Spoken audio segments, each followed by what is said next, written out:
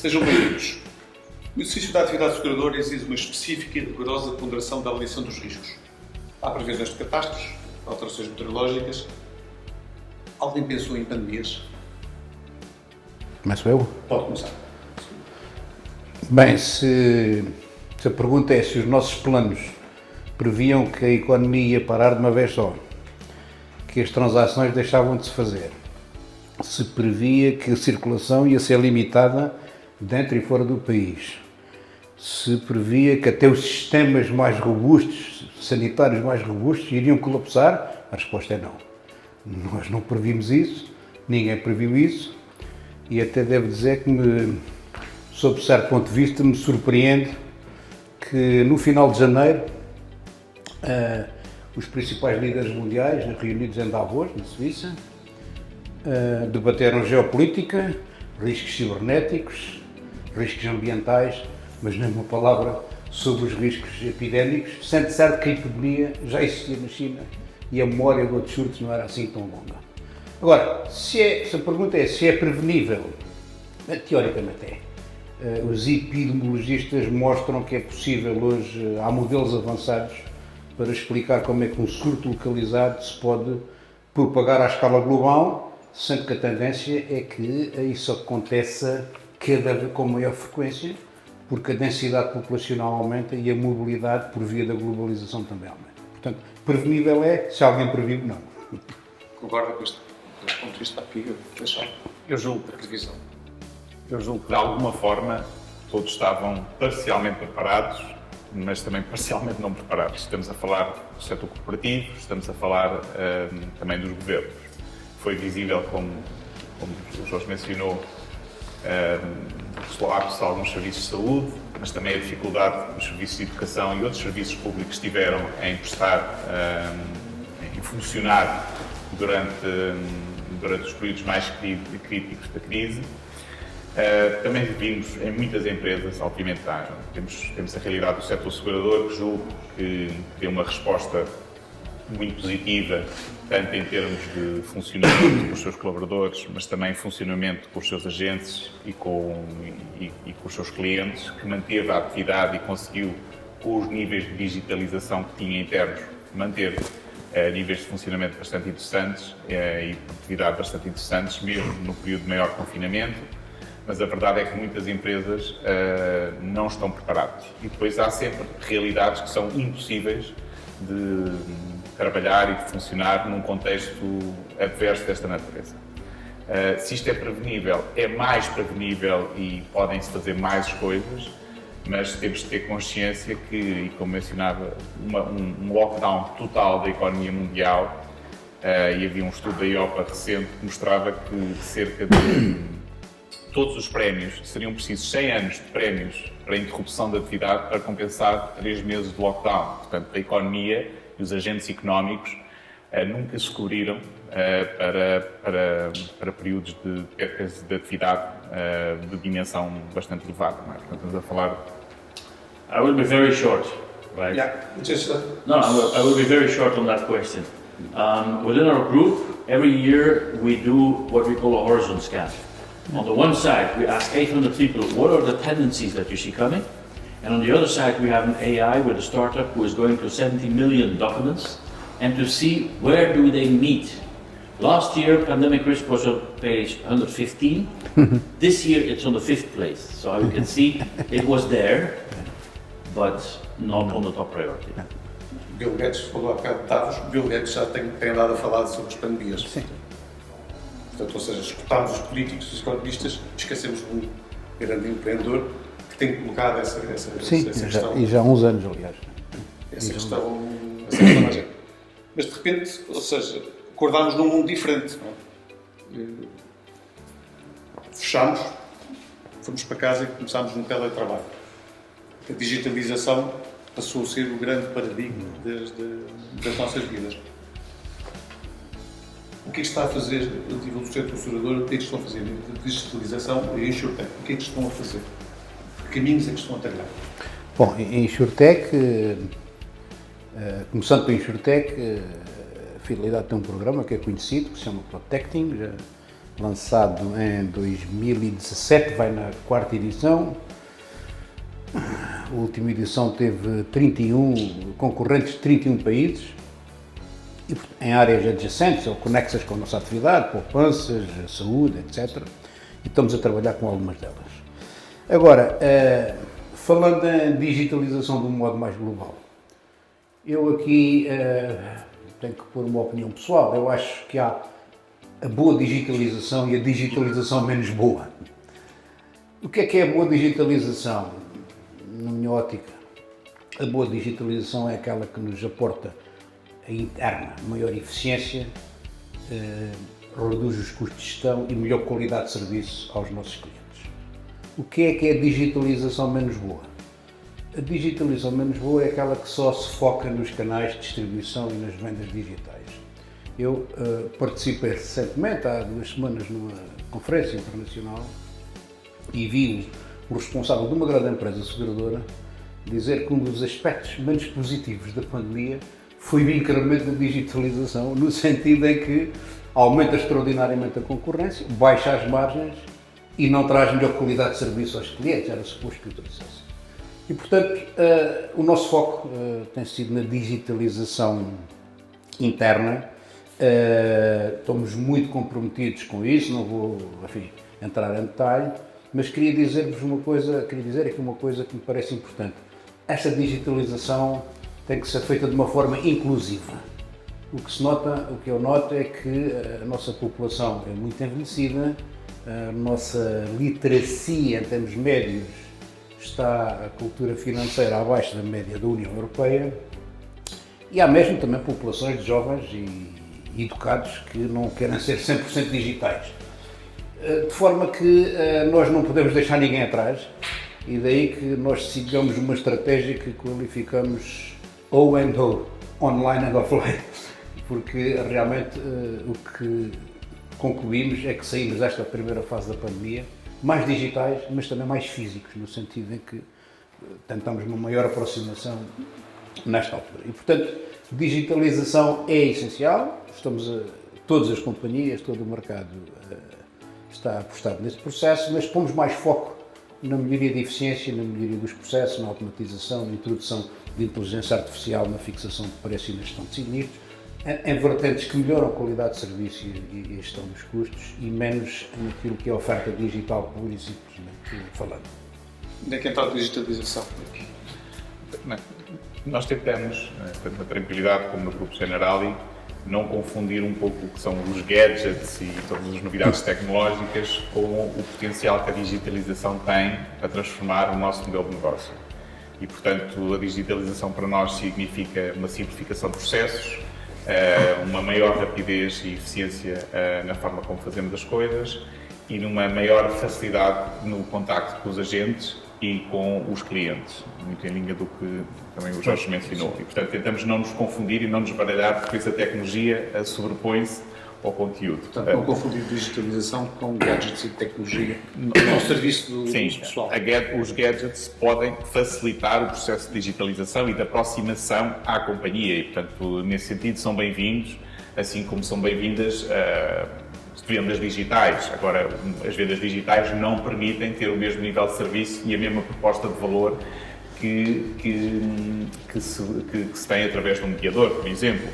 O mesmo se passa em relação a uma consulta médica. Enfim, obviamente a digitalização e as novas tecnologias permitem apoio médico remoto, mesmo fisioterapia remota, uma série de coisas que no passado não seriam possíveis fazer, mas não suprime a grande maioria das necessidades. Há um exemplo, uma videoperitagem. Nós fazemos 1.100 videoperitagens por mês, mas é apenas uns 5%, porque as peritagens em que o carro tem danos internos do carro é preciso uma peritagem física. Portanto, uma coisa não exclui a outra, complementa e idealmente acelera e melhora a forma como trabalhamos.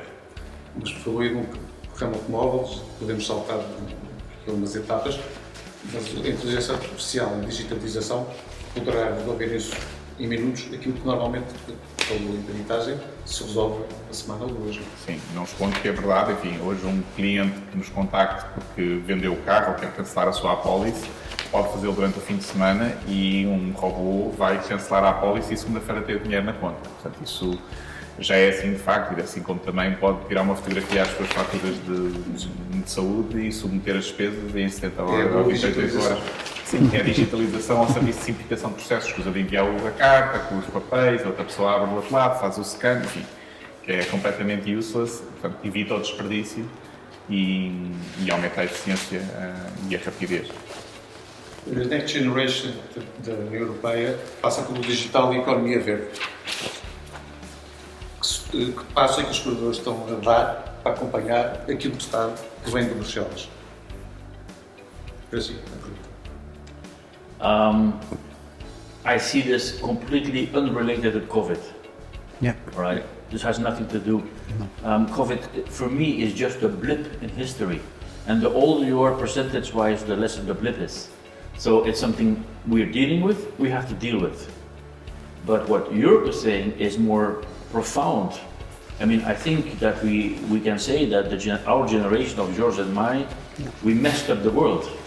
I mean, and we have to solve it as we can. And this is what Europe is saying. There is nothing wrong with making a lot of money, but at the same time, saving the world of what we made a mess of.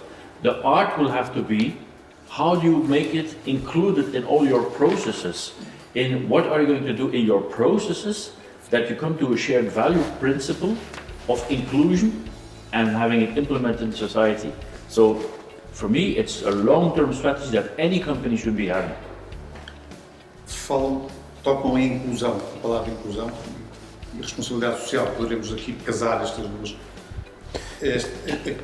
Esta crise potenciou, ou seja, o papel de responsabilidade social que os seguradores fazem, tradicionalmente, e que mostraram mais nesta altura de crise. Tem exemplos do que é que fizeram durante estes... Multiples. São tantos. Multiples. We firstly, I mean, which might be surprising, we reconverted our company into a textile company. All right, we had the choice to put people at temporary unemployment.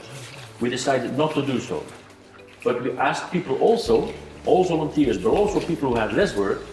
We were in contact with Associação de Hotelaria, with Bernina. We bought sewing machines, and we were producing 2,000 masks a week. Because at the beginning of the pandemic, nobody had masks, so we just gave them. We have been doing for the hungry. I mean, we did one project after another because it's needed. Também sei que foi para a rua, teve com os sem-abrigo, também acompanhou os sem-abrigos, foi ao sentir aquilo que de facto as dificuldades que alguma parte da população sentia. É verdade essa história. Esteve a acompanhar sem-abrigos. Homeless. Yeah. So I mean, we have been financing Elmer Restaurant. Yeah. We have also been financing a farm which is producing the food. So we are actually doing it the whole circle. So we give inclusion to the farms who are producing. It goes to the restaurant who is cooking for the poor, and they were making meals for, people who really need it in COVID. Um exemplo da fidelidade e da tranquilidade. Bem, eu antes de entrar no exemplo, queria ainda complementar ali um pouco a ideia de há pouco da sustentabilidade e do que é que podemos fazer e o que é que o setor pode fazer. É evidente que isto é uma agenda do setor segurador. Eu creio até que a Federação Europeia de Seguros participou teve uma intervenção no G20, numa reunião do G20 sobre o ambiente há uns anos.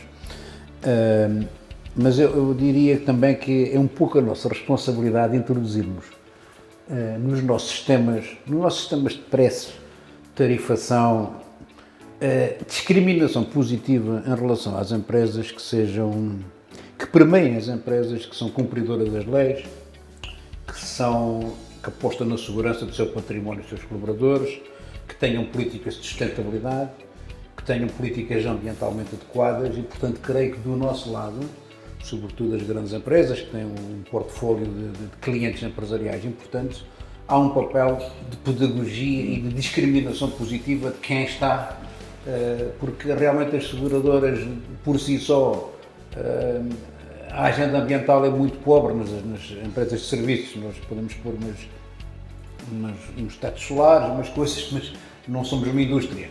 E, portanto, através dos nossos clientes realizamos melhor essa função. Em relação à questão da responsabilidade social, é uma questão tão vasta que eu nem sei para onde é que é de começar, porque nós temos uma área da responsabilidade social que tem uma perna interna e uma perna externa.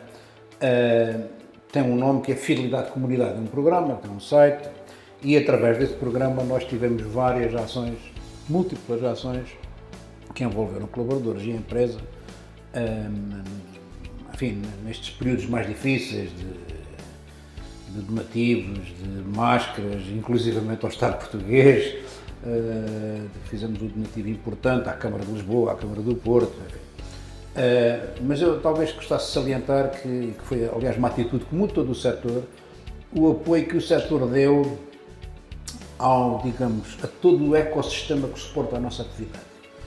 Clientes, fornecedores, peritos, reparadores de automóveis, reparadores de casa, contact centers, toda essa teia, essa rede de suporte aos nossos serviços, nós apoiámos muito dentro do período de confinamento, limitando os efeitos, antecipando faturas, mantendo níveis de rendimento e antecipando a ter rendimentos futuros, para além dos muitos, no caso da fila, 2 milhões de clientes individuais e 300 mil empresas onde o setor deu moratórias e está a dar, e devolveu prémios, enfim, um conjunto pagou testes, um conjunto de medidas que todo o setor se movimentou sem exceção e que de facto provam bem que o setor é um setor solidário e atento à realidade em volta. Portanto, é difícil dar muitas coisas pontuais, mas os programas foram tantos e as ações foram tantas que realmente creio que até todo o setor deve ter orgulho,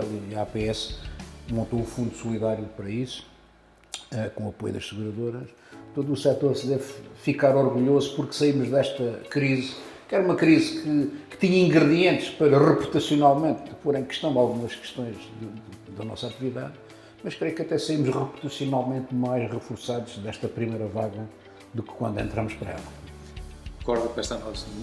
Concordo. Acho um setor que se uniu, ou seja, que é concorrencial, une-se por uma causa, une-se por esta Acho que se uniu por uma causa que era do seu interesse, mas também do interesse dos seus colaboradores, dos seus agentes, enfim, sentia-se a pulsão da sociedade e da economia. Obviamente também é do nosso interesse que o ecossistema e os ecossistemas que andem à volta dos seguros sobrevivam e que sejam os prestadores de saúde, sejam as oficinas, etc. Portanto, acho isso particularmente importante. Enfim, só para dar um exemplo em relação à tranquilidade, o Grupo General, o Grupo montou um fundo logo no início da pandemia de 100 milhões de euros para apoiar situações de comunidades mais carenciadas e mais vulneráveis a esta situação. Enfim, em Portugal, só para dar um exemplo, nós triplicámos a capacidade de resposta na região autónoma dos Açores, tanto em termos de capacidade diagnóstica, em capacidade de camas hospitalares, enfim, foi um apoio numa zona particularmente carenciada do nosso território, mas entre outros também, não queria estar a mencionar em detalhe. A saúde de repente salta para o topo das prioridades, onde é que podem entrar as seguradoras, para além da simples venda de mapa-obras, parcerias com o Estado, parcerias com instituições de responsabilidade social, entra aqui a telemedicina, a digitalização, boa digitalização, falámos há bocado. Posso começar? If you talk about health, again, I believe you have to look at it from a different angle. In my opinion, the whole insurance industry should go for prevention. Right? How is it that in Portugal, 36% of the population has predestination of diabetes, and 42% are not aware of it? This is a huge cost for society. I mean, we have to go into explaining. We have to prevent it, right? People should know they have diabetes. The cost for the public health sector is huge, that it costs. We should, by the pharmacies, including the whole industry, should work in getting this prevention. We're not there just to say, oh yeah, but we have a claim, so that's our business. No, people do not want to have a claim. You have to go before, you have to prevent it. And it's good for people's health, That's what we have to focus on. It's pure prevention. Este exemplo é um exemplo excepcional porque a Fidelidade também tem hospitais, a Luz de Saúde. Um diabético não controlado vai, em média, 10 vezes a 12 vezes ao hospital por ano. Um diabético controlado vai 4 vezes. E melhor tratado, e com melhor qualidade de vida, com menos custo para o sistema, menos esforço para o sistema. Eu sobre a saúde, voltando um pouco atrás, um tema central que o Steven falou, eu não tenho a certeza que nós estejamos a passar por um evento transitório, um evento, digamos, muito conjuntural. Eu creio que as preocupações sanitárias vão ser preocupações relevantes na próxima década. Hoje temos o Covid-19, amanhã podemos ter o Covid-20 e qualquer coisa. Os cientistas estão muito preocupados com a questão das bactérias multiresistentes e aos antibióticos, e sim com efeitos potencialmente devastadores.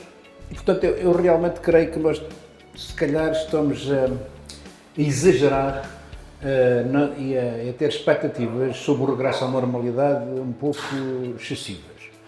A investigação das vacinas, a produção, o desenvolvimento, a distribuição é um desafio complexo e, além disso, as potências mundiais não estão todas alinhadas na gestão deste tema. Portanto, eu sinceramente acho que vejo aqui uma analogia muito forte com o que se passou com o terrorismo e com o 11 de setembro. Onde nós pensámos numa primeira fase que iríamos eliminar o risco, mas depois aprendemos a viver com ele e a controlar o impacto social e económico desse risco do terrorismo. Penso que aqui se passará um pouco, nós vamos ter que usar um toolkit onde vamos misturar vacinas terapêuticas, distanciamento social, máscaras, higiene, e temos que aprender a conviver com este risco e a geri-lo, e lá está aqui o capítulo da prevenção e da gestão do risco, é um papel essencial das seguradoras. É aí que entra são aí que entram as seguradoras? E só para acabar com o terceiro ponto, saúde. A saúde, e falou de parcerias. Isso é uma conversa que nos levaria muito longe, mas eu devo dizer que se alguma coisa senti falta no período da pandemia foi de uma melhor colaboração, cooperação entre o setor público e o setor privado na gestão deste tema, sobretudo na área da saúde. Nós tivemos uma situação viral que chegou mais tarde que noutros países e as reações foram relativamente rápidas, mas se não fosse isso, podíamos ter acontecido o que aconteceu em Espanha, que foi hospitais públicos a abarrotar e hospitais privados vazios. Esta articulação público e privado que tem que andar de mão dada, e não só na saúde, também nas reformas, no segundo pilar, enfim, este conceito de um melhor, esta crise mostra que há aqui temas pela sua profundidade e pela sua dimensão e importância têm que ser geridos na base de um novo consenso institucional entre Estado e privados. E é esse aspecto que eu acho que ainda não está, digamos, interiorizado, porque, como sabe, existe um estigma e um certo preconceito em relação a estes temas, mas que têm que ser ultrapassados, porque de outra maneira não vamos procurar soluções, as melhores soluções para a comunidade. Concorda que uma das lições da crise é que Estado, instituições sociais e privados, no caso seguradoras, devem estar de mãos dadas em alguns temas fulcrais e decisivos para o bem-estar e para a humanidade? Sim, eu subscrevo o que o Jorge disse. Eu julgo que não só a articulação, mas também toda a carga ideológica que existe sobre os prestadores, ou o acionista do prestador, tem que desaparecer. O prestador existe, serve o interesse público, serve o interesse dos pacientes e dos portugueses, para usar. Portanto, e preocupa-me que ver hospitais meios vazios e outros, enfim, e temos muito mais pessoas a morrer de outras causas que nem sabemos e a não serem diagnosticados uma série de outras doenças e patologias. Portanto, isso custa-me particularmente e há trabalho a fazer muito sério. Porque acho que o acesso aos cuidados hospitalares devia ser independente de quem é que é o prestador. Em relação... Mas o que falta para isso? Acho que falta de algum consenso político e social que tem que haver. Acho que é uma questão política. Aliás, é isso que o impede de acontecer. Enfim, não querendo repetir o que foi mencionado em relação à saúde, complementava apenas dizendo que Também aqui na saúde, as novas tecnologias e o digital vai-nos poder permitir trabalhar muito mais nos temas de prevenção, através da monitorização online e offline, mas monitorização de determinados indicadores de saúde que são particularmente importantes, através de terapias digitais, o digital é através, enfim, offline, e a telemedicina, que não substitui a medicina tradicional, mas que a complementa, e portanto também há uma palavra de esperança de que a tecnologia também nos ajuda e também não há nada como a necessidade para aguçar um engenho. Neste momento as pessoas foram forçadas a experimentar trabalhar de outra forma e as coisas funcionam para uma boa parte das situações e, portanto, também aí vejo alguma oportunidade de aumentar o nível e a intensidade e o número de dados médicos e de atuação e de acompanhamento que por vezes julgávamos não ser possível, ou seja, vai ser possível fazer muito mais com os mesmos recursos. Maybe if I just can add outside of the health sector, right? Because what George is saying is the tendency and the need that public and private would work close together. I mean, it has been also, for example, on the culture aspect. Yep. I mean, we all know that artists have a very difficult time. Yes. And very rapidly, with the Ministry of Culture, we were agreeing to be involved in Interim Sena and to support this idea, to support artists. So it's very hopeful to see that this gets closer and closer. So there are very hopeful signs. Pego um tema da mudança de vida das pessoas e deixamos a saúde. Entramos, por exemplo, no ramo automóvel, que é parte importante do setor. As pessoas estão em casa, há menos sinistralidade, há menos. Agora retomo um bocadinho. Esta nova gestão de mobilidade das cidades, principalmente das grandes cidades, carros elétricos, bicicletas, como é que o setor segurador olha para aqui e o que é que tem previsto para isto? Até carros, qualquer dia, carros autónomos. Portanto, não entramos numa realidade tão assim, tão distante. Carros autónomos terão prémios diferentes. Eu diria que há aqui algumas alterações conjunturais e depois há questões, essas tendências seculares, desde logo o carro autónomo, etc., que têm um impacto estrutural no setor. Enfim, obviamente quando há um lockdown e confinamento, a sinistralidade durante alguns meses vem abaixo, embora não venha abaixo como as pessoas julgam. Enfim, nós registámos níveis de 40%, 50% durante 2 meses, mas a verdade é que também tivemos no regresso um aumento muito significativo da sinistralidade e neste momento, e aliás é uma experiência que o Grupo Generali já tinha tido na Ásia, nos países asiáticos, os níveis de sinistralidade vão para níveis de forma sustentada acima do que estavam anteriormente, por causa da fuga dos transportes públicos. Okay? E neste momento temos países onde está em 20% e 30%, na China em particular está 20% e 30% acima do que é a média.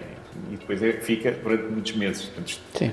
Como é que isto vai parar? Também houve um problema, mas isto não tem a ver com o nível de sinistralidade, tem a ver mais com o custo da sinistralidade, teve a ver com o atraso nas peças subsolentes, nas reparações, enfim, que fez com que a duração média da solução do sinistro aumentasse e, portanto, o custo médio, carro de substituição, etc., aumentasse o custo médio. Portanto, houve aqui um fenómeno que é conjuntural, que se resolve, não diria que na nova normal, mas é de esperar durante algum tempo, até desde logo esta pandemia estar resolvida, que haja sempre muita resistência à partilha de carro, ao uso de transportes públicos, etc, etc. Portanto, e ainda estamos com muitas pessoas em casa, teletrabalho, etc.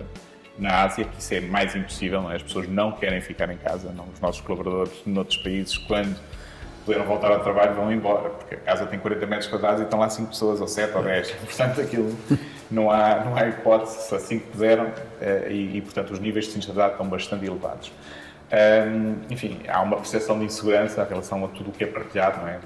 Não há car sharing neste momento, é rol, e portanto também, como os Jorge partilham um bocadinho a ideia de que algumas coisas mudam de forma estrutural, desde logo esta percepção, não estou a ver as pessoas tão depressa a apertar a mão, a fazer apertos de mão e a contacto físico tão próximo. Enfim, mas também existem outras tendências seculares. O uso de transportes públicos fazia sentido, a partilha também faz sentido, o Internet of Things, assim, a automatização dos carros também vai fazer que a prazo o seguro seja mais limitado, enfim, se os carros tiverem inteligência suficiente para nunca baterem, O risco é menor. O risco é menor e o preço será menor e, enfim, o tipo de riscos que vai passar a cobrir vão ser diferentes, enfim, a realidade muda.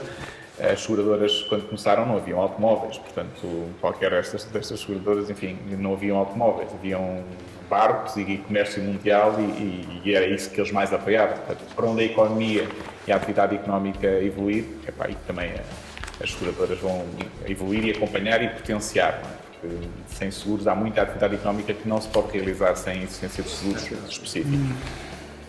I think Pedro has set the content, right, and set the scene in what it happens, but normally when I go to a theater, I like to see all the acts of a theater play. And what I see happening today is that everybody's jumping up when the first act is only over, right? And everybody is looking at that first act. We're forgetting there's maybe, we don't know how many acts are still following until this whole crisis is over. Yes, we saw a diminishing of the claims ratio, but then suddenly you see an increase of people who normally never drive a car, they take the car, so it goes up again, and it's not over. So normally when I see a piece of a theater piece, I make my opinion Judgment. at the end of the piece, and not in the middle of the piece, because one actor can have been playing very good, but at the end not. And this is what I see too often happening now, that people come to conclusions, same for health, right? I mean, we still have today, and George knows much better, still have today people who refuse to go to the rescheduling of meetings for medical care. Yeah. But this makes their cases much more complex in the future and more costly. So the piece is still going on and we don't know the outcome. Portanto, os seguradores não têm uma bola de cristal, não antecipam como é que será a sinistralidade. Eu lembro, na linha do que o Steven está a dizer, há 2 meses, o Pedro também disse, há 2 ou 3 meses falava-se em devolver os prémios de seguro automóvel. Bem, hoje, estou a falar do caso da sinistralidade, a frequência de sinistros durante os dias úteis andará talvez menos 4 ou 5% do que o normal, nos fins de semana mais. E, portanto, já estamos quase no nível de normalidade. E claro que ainda estamos a meio da peça, ainda não chegamos ao segundo ato. E imagine que há um surto relacionado com transportes públicos. As reações que essas coisas provocam nas pessoas e a retração que provocam faz, digamos, alterar este estado de coisas. Portanto, ainda vamos aqui a meio e os seguradores, naturalmente, a experiência de sinistralidade deste período com altos e baixos há de se refletir naquilo que é a nossa oferta no mercado para o ano que vem. Quer dizer, que se tivermos menos custos também podemos praticar melhores preços, é do interesse de todos, não é? Portanto, eu sempre defendi que tomar medidas a meio e opiniões a meio da peça, utilizando a expressão, é um erro.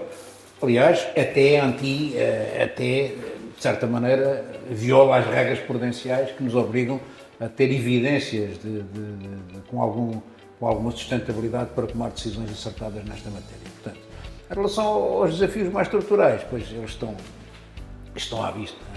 A mobilidade está a alterar-se, os nossos carros, parte deles já são automáticos ou autónomos, já fazem algumas coisas sozinhas, o meu faz coisas que eu nem imaginava, mas eu não sei realmente pô-lo a fazer aquelas coisas, não sou um grande utilizador, mas sei que ele faz, mas não sei fazer.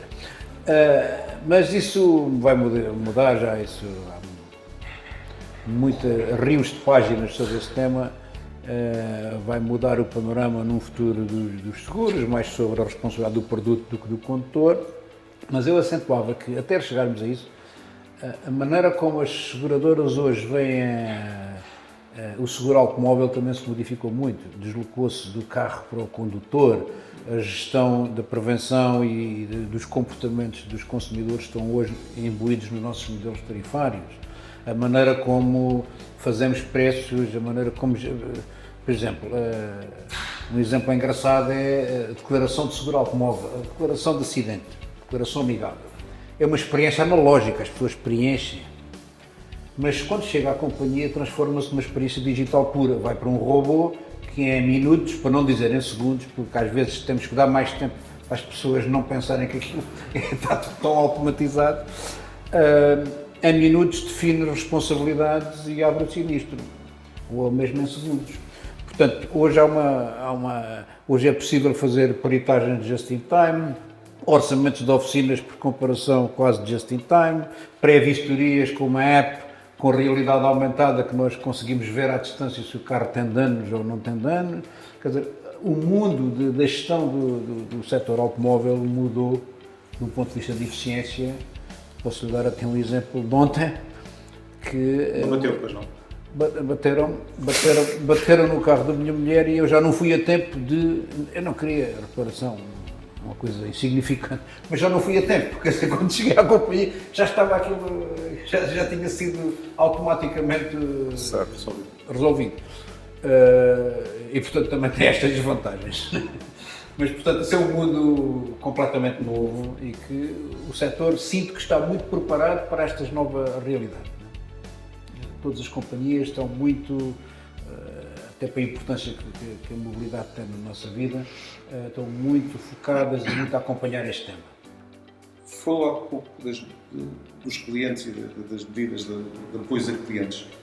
Podem haver estas medidas que se falam, financeiras, económicas, regulatórias, etc. Podem ou não devem ser relevadas ou alongadas, até que carecem de reponderação durante este ato de tempo em que estamos a viver. Qual é a visão do setor? Se for necessário, sim. Eventualmente alguns ajustamentos se justificam e aqui devo dar uma palavra de apreço para a forma como até o regulador dos seguros, a ASF, tem acompanhado estes temas, digamos, muito de perto, no sentido que as medidas sejam realistas, não populistas, mas realmente eficazes e creio que a nossa experiência com os clientes tem sido uma experiência positiva. Nós apoiamos aqueles que precisam de apoiar, mas há muitos que não precisam de apoio e que mantêm os seus empregos e continuam a pagar os seus prémios de seguro regularmente e, portanto, se for necessário, sim, até agora a experiência tem sido boa. I think that everybody is preoccupied for the economy and for the individuals. And when I look around to all the countries, what measures they have been taking, I think that Portugal has taken the right measures, and I would salute and the discipline that was put in place to do it. Also now with the extension until, I believe, September of next year, it is a necessity, in my opinion, to have the economy, and hopefully that by then the economy is going up and has started up again, so that we don't see a lot of bankruptcies and that everybody is getting its employment and doesn't have to be unemployed. So I think it is a necessity that measures have been taken. Eu acrescentava só, não repetindo, acrescentava só que também tem ponderação e julgo que há, desde logo, o regulador que vai monitorizando muito regularmente a situação das companhias, as principais, mas todas as companhias que estão presentes no mercado, para garantir que saímos também, o setor sai de forma saudável, ou minimamente saudável, desta crise. O setor está a dar um apoio muito forte para a economia, com garantias muito limitadas, para não dizer mesmo nenhumas, que é importante, e vamos lá ver, também há autorregulação. Ainda antes de sair a regulação, já as companhias que aqui estão presentes e outras estavam a proceder a aumentos de moratórias, a apoiar os seus clientes, enfim, não querem que os seus clientes desapareçam. Portanto, tudo isto já existia de alguma forma, acho que o regulador vai pôr alguma ordem, um bocadinho mais de balizas de até onde é que deveriam ir, e bem, acho que temos que navegar à vista, porque é uma crise que com latitudes variáveis, porque não sabemos exatamente o nível de profundidade e principalmente de duração. A duração em Portugal, as indicações que temos é que podem ser bastante mais prolongadas do que em outros países em que, por exemplo, o grupo está presente, e isso pode pesar bastante nas contas das companhias, enfim, umas mais que outras, isso tem que ser monitorizado e certamente está a ser pelo regulador. Falámos aqui de economia, vivemos um momento de baixas taxas de juros, de certeza no mercado de capitais. Isto afeta, obviamente, o ramo de vida. No entanto, também tivemos momentos em que este ano a poupança dos portugueses atingiu níveis mais elevados do que o habitual. Como pode estimular a atração de tais poupanças para o sistema segurador? Como é que o sistema segurador pode captar dessas poupanças? Falou, e aqui cito o Presidente da Tranquilidade, em entrevista ao Expresso, Carol tem disponíveis 500 milhões de euros para investimentos para o próximo ano em infraestruturas. Em Portugal, esse valor pode atingir os 2 mil milhões nos anos seguintes.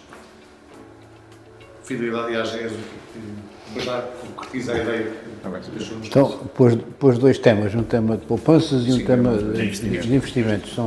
Penso que são temas que merecem observações distintas.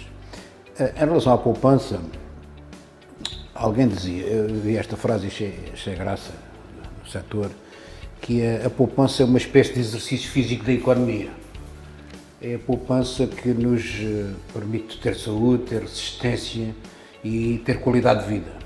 E a poupança é aquilo que permite às economias fazer face aos imprevistos. Isso é alguma coisa que nós confirmamos, porque já tínhamos essa noção, é que existe em Portugal um enorme déficit estrutural de poupança. E, sobretudo, e isso é o mais preocupante, nos rendimentos médios e baixos, que são precisamente aqueles estratos, primeiro, mais adversos ao risco, com menos cultura financeira para perceber produtos risco-cliente, e isto acontece no momento em que todas as seguradoras estão a abandonar a ideia de garantias para os investimentos, por força das normas regulatórias e dos requisitos de capital associados. Portanto, eu, para ser muito breve, diria que, pessoalmente, o problema da poupança em Portugal só se resolve, do meu ponto de vista, com a implementação de um segundo pilar minimamente ativo, minimamente expressivo, melhor dizendo, suportado por contribuições das empresas e dos colaboradores, porque só aí é que eu vejo capacidade para se gerar, digamos, um salário de substituição condigno no momento da reforma.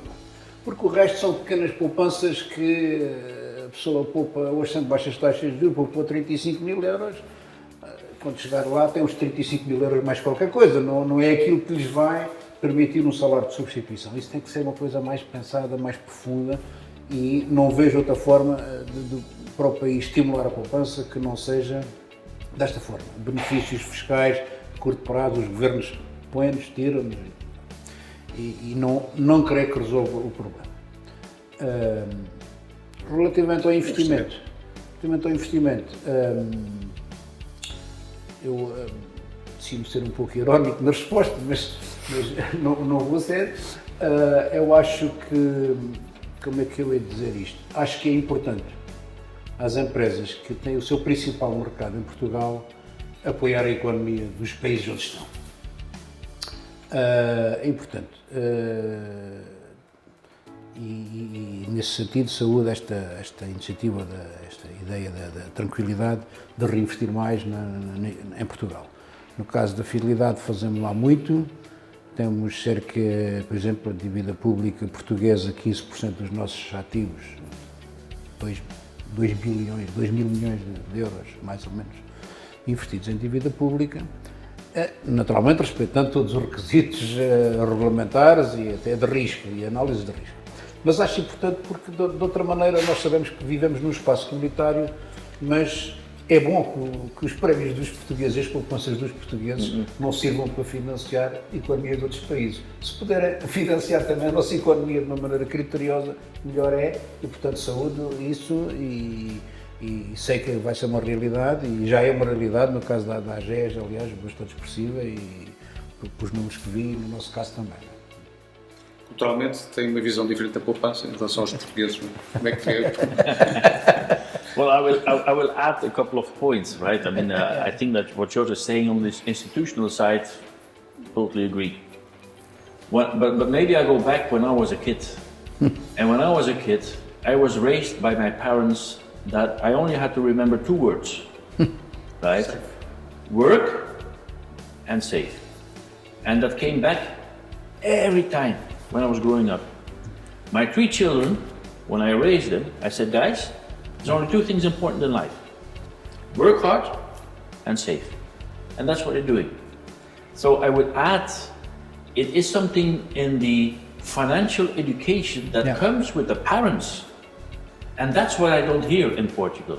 I mean, it's a fantastic country, but what can be improved is that from when they are sucking the mother milk, they say there are 2 things important in life.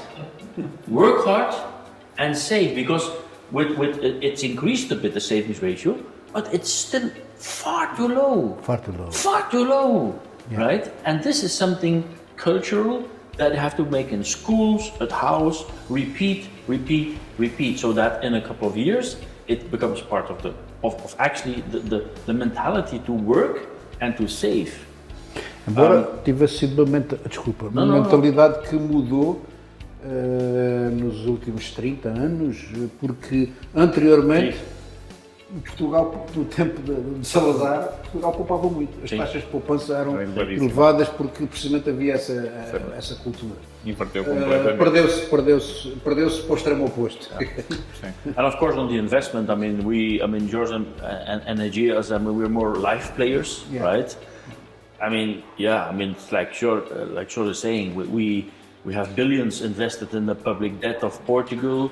We invest in real estate. We invest in sustainable projects. I mean, it's billions and billions that go into that economy, the renewal, etc., etc. But there's of course a difference between life players and non-life players. We also are, but it's on different amounts that you invest in economy and in Portugal.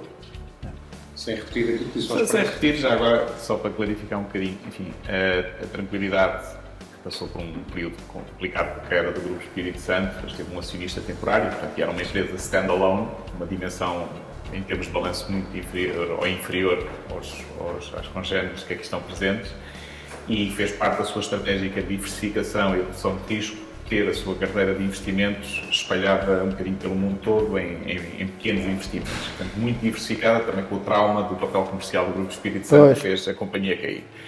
E, portanto, estava exposto ao negócio. Em Portugal, os investimentos não estavam em Portugal.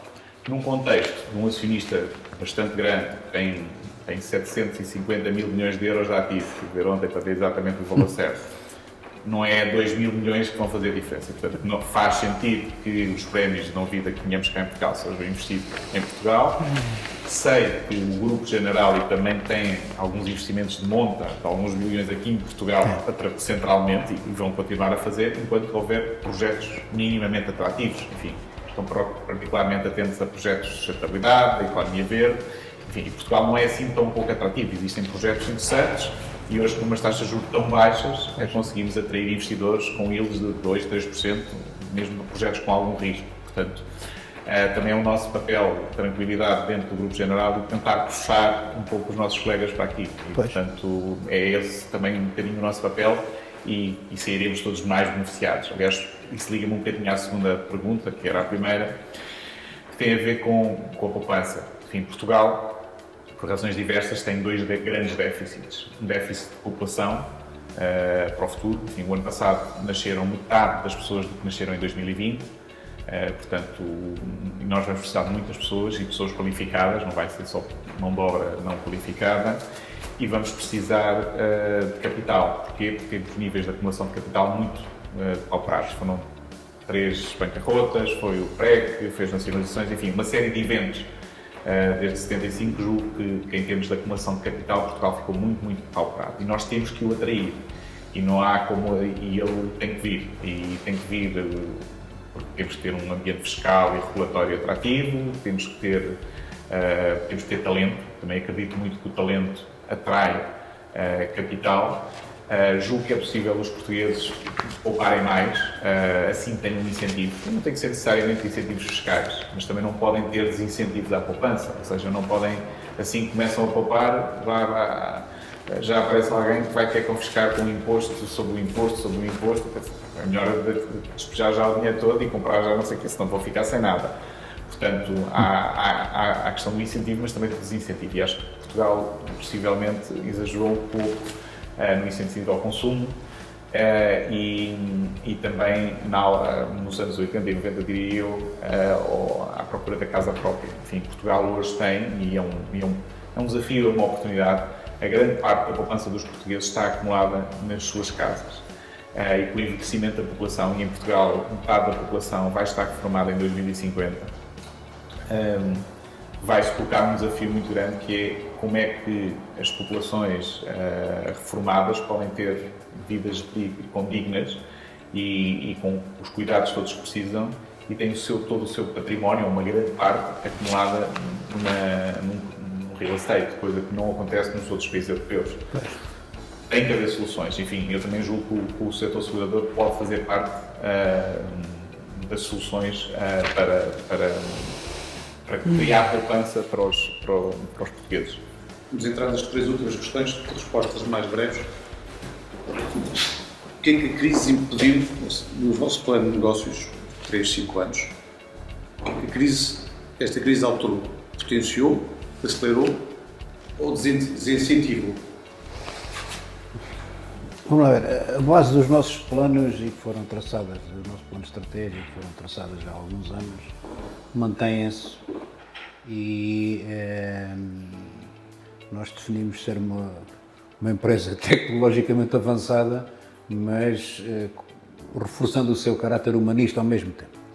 E declinámos isto em muitas coisas e esses princípios mantêm-se válidos. Aliás, foram orientações muito úteis nestes períodos de crise e, portanto, eu diria que o nosso plano de negócios é um plano que vai sofrer ajustamentos, mas não alterações significativas. Um dos aspectos que eu noto, de uma maneira global, ao nível do setor segurador, é que há muitas indústrias que estão com restrições na procura, turismo, por exemplo, mas nos seguros as restrições não estão do lado da procura, estão do lado da oferta. Os seguradores hoje ainda não têm produto ou não têm muita oferta, ou totalidade da oferta que os clientes desejam para situações desta natureza. Seja nos business interruption, seja na saúde, seja em vários outros domínios. E, portanto, acho que há aqui um esforço também de pensar, de ajustar melhor os que nós temos que olhar sempre para os clientes, às vezes esquecemos. Os clientes querem laranjas, nós não podemos oferecer bananas, temos que oferecer laranjas. E esse esforço de adaptação da oferta às novas realidade vai ser um esforço adicional. Diria que lições que aprendemos. Bom, há uma coisa que seguramente aprendemos, é que vamos precisar de menos espaço para trabalhar. Espaço físico. Mas, curiosamente, eu acho que... Mas não é transitório, esse aspecto. Talvez não, porque aqui estamos também a meio da peça, ainda a aprender como é que as coisas se fazem. Mas, por exemplo, mas conseguimos fazer mais coisas, curiosamente, assim do que de outra forma. Por exemplo, aliás, comozinho, os mediadores de seguros, os nossos agentes de seguros, muitas vezes é no final do dia, ao fim da tarde, que mandam os apólices para as companhias, sinistros, pedem informações para o final do dia de trabalho deles. Muitas dessas coisas são tratadas no dia seguinte. Ora, porque realmente o ónus do trabalho por turnos, que é um encargo para os colaboradores que têm que atravessar esse período de horário por turno, pode ser realmente feito com vantagem adicional, de conveniência para os colaboradores e de satisfação para os clientes, se conseguirmos fazer isso através do teletrabalho. E estamos a fazer essa experiência e conseguir, digamos, ir ao encontro de clientes mais exigentes de uma forma de trabalho que parecia um trabalho menor em relação àquilo que se fazia presencialmente. Eu acho que, como já disse, as coisas não vão ser exatamente as mesmas, mas não dispenso o contacto físico na relação de trabalho. Acho que a progressão, a afirmação das pessoas, o sentido de pertença supõe uma relação física que tem que voltar. Nós somos um ser relacional e estamos à espera do momento em que possamos abraçar os nossos amigos. Somos o único ser no mundo que cria vínculos do grupo com base em motivações muito diversas. Os outros animais só criam vínculos com base em ligações familiares ou territoriais. E, portanto, todos nós estamos à espera disso. Não quer dizer que vá ser exatamente igual ao que era, estou convencido que não. E, portanto, acho que o mundo do trabalho vai também refletir isto.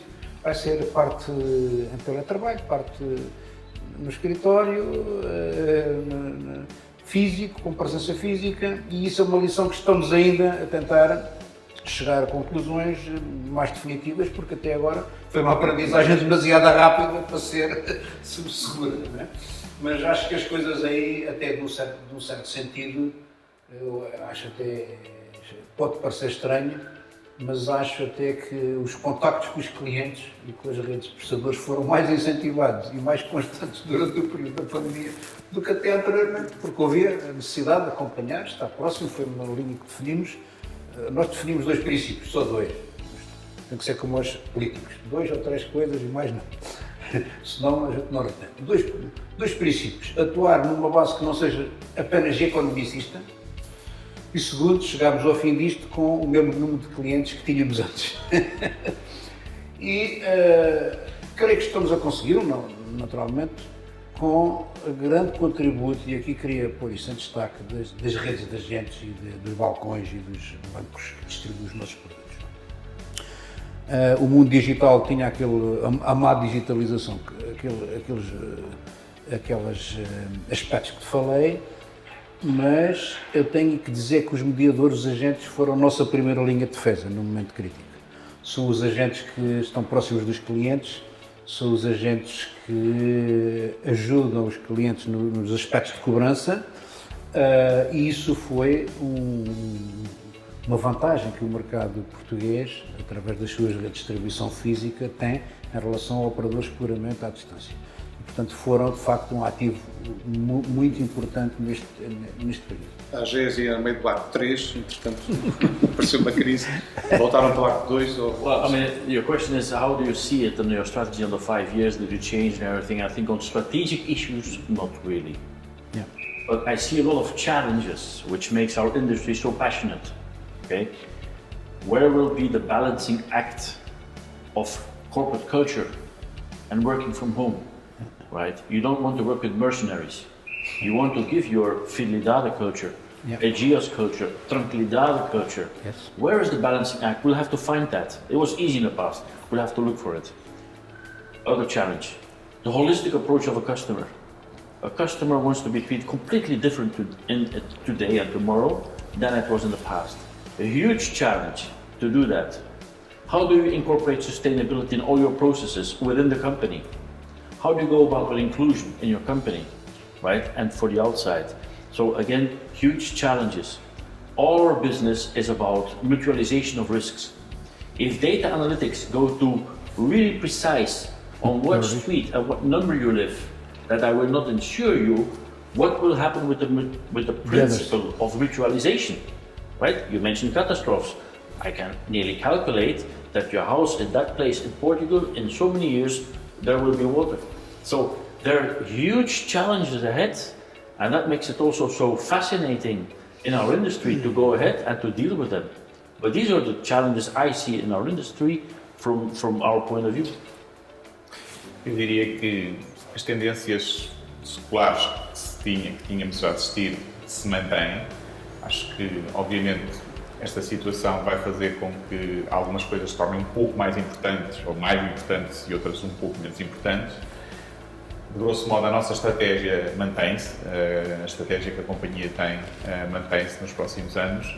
Eu diria que, obviamente, com uma queda previsível e uma recuperação relativamente lenta, ou mesmo mais lenta, mais rápida, enfim, os resultados da nossa companhia e outros se vão sentir, portanto vamos ter um impacto material nos próximos anos, mas isso não impede que os desafios de longo prazo que o Steve mencionou continuem lá e, portanto, todo este paradigma entre o pricing one-to-one do risco e o princípio da mutualização e depois o data protection, o que é partilhado, o que é que não é partilhado, enfim, tudo isso são desafios estruturais que a indústria tem e que vai ter que lidar. Enfim, são oportunidades para, desde logo, melhorar, reduzir o risco através de prevenção e gestão a priori do risco, e, portanto, para o país como um todo, vai criar valor económico, exatamente onde é que se calibra e onde é que ficamos. Enfim,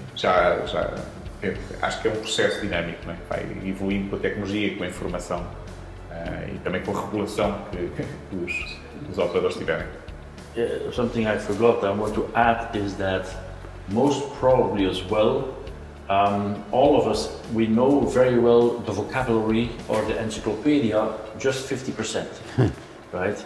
That means that in our business, we are very happy to use the word cost-income ratio, return on equity, machine learning, artificial intelligence, AI, etc., etc., etc. In our business, very little we use the words love, emotions, intimacy, relationship, and I honestly believe that also in the future, will have to work upon that, because the humanization of business and to make it a beautiful business will be key, because also for our employees there are not a lot of places where they will be coming to where they can express themselves in that way, and they should feel more at home than going to work, because they will be at home a lot of times, and so you have to create a complete different environment, which is in itself also extremely challenging. Agora não gosto de responder à penúltima questão que tinha, porque estamos aqui no Museu da História e queria perceber, agarrarmos numa bola de cristal e viajarmos um bocadinho para o futuro, como é que vemos o setor. Falou da humanização, é um dos pilares da abordagem do setor nos próximos tempos.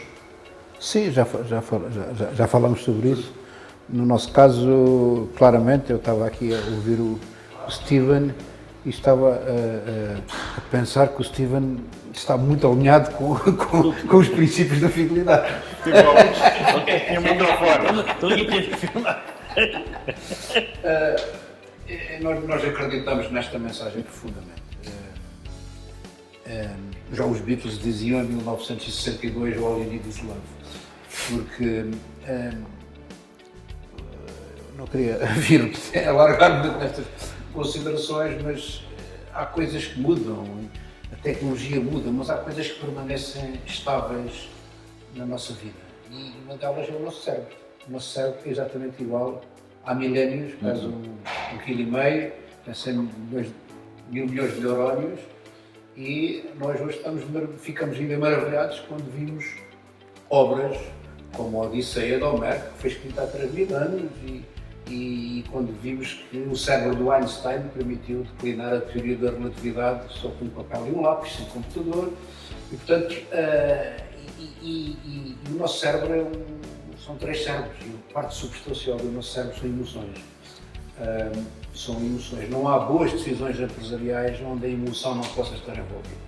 As boas decisões empresariais têm que ter essa capacidade. E a indústria seguradora tem a felicidade, eu acho de estar no momento certo, no tempo, porque nós temos mais capacidade de ser importantes para a vida das pessoas do que nunca até aqui.